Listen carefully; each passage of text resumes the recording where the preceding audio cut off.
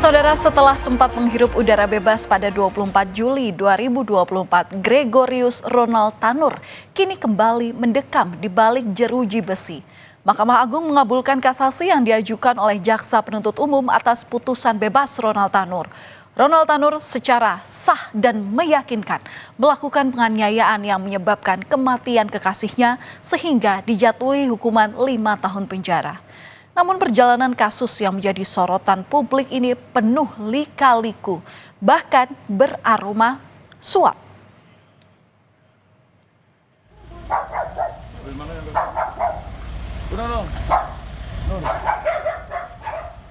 Petugas Kejari Surabaya mengeksekusi Ronald Tanur di rumahnya yang ada di Kompleks Perumahan Mewah Pakuwon City, Surabaya pada 27 Oktober lalu. Petugas langsung menyuruh Ronald Tanur yang sedang santai di rumah untuk berkemas. Ronald yang memakai kaos dan sandal jepit keluar rumah dengan membawa sebuah tas dan langsung diangkut menuju kantor Kejaksaan Tinggi Jawa Timur.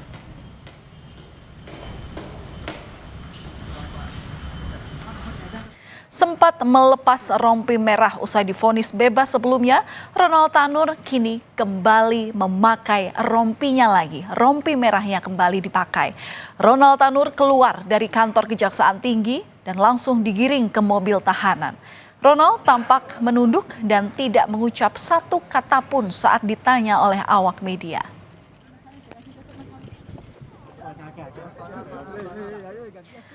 Usai ditangkap di kediamannya yang ada di Surabaya Timur, Gregorius Ronald Tanur langsung dijebloskan ke rumah tahanan kelas 1 Madaeng, Surabaya.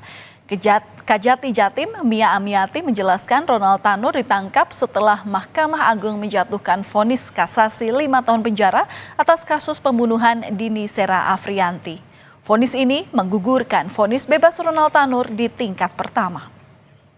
Kami tempatkan dia di sel penalih, yaitu masa penalih atau admisi orientasi.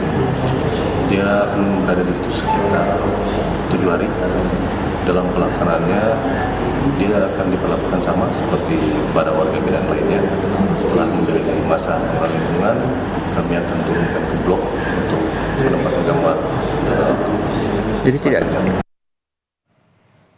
Kejaksaan Tinggi Jawa Timur saat itu memastikan kalau Ronald Tanur masih berada di Indonesia dan telah dicekal untuk pergi ke luar negeri selama 6 bulan. Namun Ronald Tanur tercatat pernah bepergian ke luar negeri setelah mendapatkan vonis bebas dari PN Surabaya 24 Juli lalu. Ronald memiliki riwayat perjalanan ke Singapura selama 1 hari. Setelah kejadian itu, Kejati Jawa Timur meminta Ditjen Imigrasi untuk melakukan pencekalan terhadap Ronald Tanur.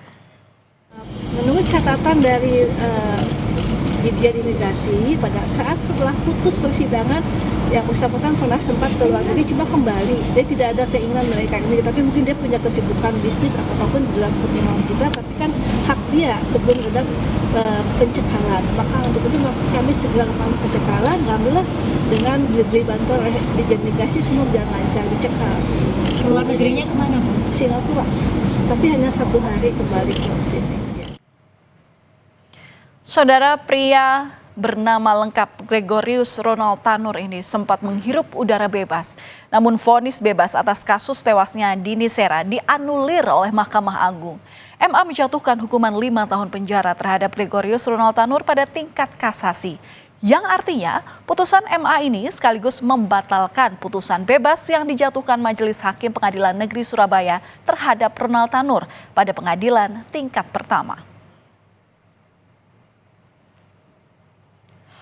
Usut punya usut, saudara, vonis bebas Ronald Tanur tidaklah gratis. Kejaksaan Agung menemukan dugaan aliran dana kepada para pengadil kasus Ronald Tanur untuk mengucapkan vonis bebas di meja hijau. Bukan hanya melibatkan 1 orang, 3 hakim sekaligus yang diduga menerima suap dan gratifikasi. Di tengah kondisi ekonomi yang sedang lesu, justru ada aliran dana yang bernilai fantastis. Temuan ini sekaligus membuka tabir adanya permainan uang di tubuh sang pengadil. Nama Erin Tuah Damanik, Heru Hanindyo, dan Mangapul merupakan hakim yang memutus bebas Ronald Tanur. Ketiganya ditangkap dan langsung dibawa ke gedung Kejaksaan Tinggi Jawa Timur. Ketiganya diduga menerima suap dan atau gratifikasi terkait penanganan perkara tindak pidana umum di Pengadilan Negeri Surabaya atas nama terdakwa Ronald Tanur. Sementara di Jakarta, Kejaksaan juga menangkap satu orang berinisial LR yang berprofesi sebagai pengacara. LR ini diduga sebagai pemberi suap dan atau gratifikasi penyelidikan atas kasus ini yang sudah dimulai sejak muncul kecurigaan terhadap vonis bebas Ronald Tanur di tengah publik. Yang ketempatan harus melaksanakan kegiatan memfasilitasi teman-teman yang sedang melaksanakan kegiatan pemeriksaan, di mana dilakukan pengamanan terhadap 3 orang yang diduga menerima suap gratifikasi terkait perkara yang berkaitan dengan penanganan perkara atas nama Ronald Tanur. Jadi sudah ada 3 orang dan sudah diperiksa, sedang dilaksanakan pemeriksaan di Kejaksaan Tinggi Jawa Timur oleh tim dari Kejaksaan Agung. Selain menangkap 3 hakim, Kejaksaan Agung juga menyita sejumlah uang tunai dari 6 lokasi penggeledahan yang mencapai 20 miliar rupiah. Kejagung menemukan barang bukti berupa uang tunai senilai 97.500.000 rupiah, 32.000 dolar Singapura dan 35.000 lebih ringgit Malaysia di apartemen Ketua Majelis Hakim Erin Tuah Damanik di Surabaya. Kejagung juga menemukan uang sebesar 6.000 dolar Amerika dan 300 dolar Singapura dari kediaman Erin Tuah Damanik yang ada di Semarang. Lalu di apartemen anggota Majelis Hakim Mangapul, Kejagung menemukan uang tunai senilai 21.400.000 rupiah. Kejagung juga menyita uang tunai berupa pecahan uang asing senilai 32.000 dolar Singapura. Kemudian bergeser ke anggota Majelis Hakim Heru Hanindyo. Kejagung menyita uang tunai senilai 104 juta rupiah, 2.200 dolar Amerika, 9.100 dolar Singapura, dan 100.000 yen di apartemen Hakim Heru Hanindyo di Surabaya. Selain menangkap 3 hakim, Kejagung juga menangkap pengacara Ronald Tanur yakni LR atau Lisa Rahmat. Kejagung juga telah menyita uang berjumlah fantastis dari rumah Lisa di Surabaya dan apartemen Lisa di Menteng, Jakarta. Total penyitaan uang dari tempat 3 hakim dan pengacara ini mencapai 20 miliar rupiah. Kejagung telah menetapkan 3 hakim dan pengacara Ronald Tanur sebagai tersangka. Pihak Kejaksaan menduga kuat sejumlah barang bukti berupa uang yang disita ini berasal dari pengacara Ronald Tanur.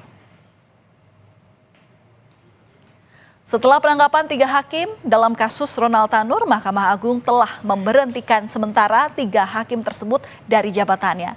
MA menghormati proses hukum yang dilakukan Kejaksaan Agung terhadap 3 oknum hakim tersebut. Jika terbukti bersalah, ketiga hakim Pengadilan Negeri Surabaya itu akan diberhentikan tidak dengan hormat. MA berkomitmen tidak akan melindungi anggotanya. Mahkamah Agung berkomitmen tidak akan melindungi anggota yang melakukan perbuatan yang tidak benar.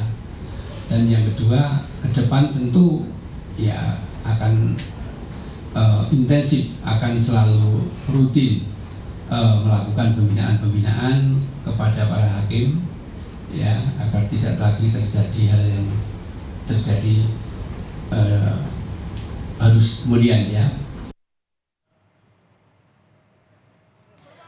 Pengungkapan praktek suap atas kasus Ronald Tanur tidak berhenti di 3 hakim Pengadilan Negeri Surabaya, saudara. Rupanya suap dari pengacara Ronald Tanur juga mengalir ke kantong mantan penjabat MA Zarof Richard.